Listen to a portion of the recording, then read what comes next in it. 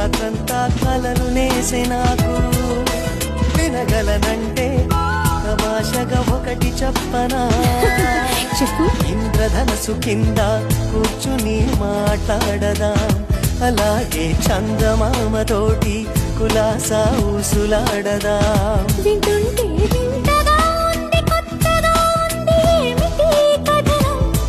పొరపాటు కథ కాదు, గత జన్మలోన జాజిపోన సువాసనేమో.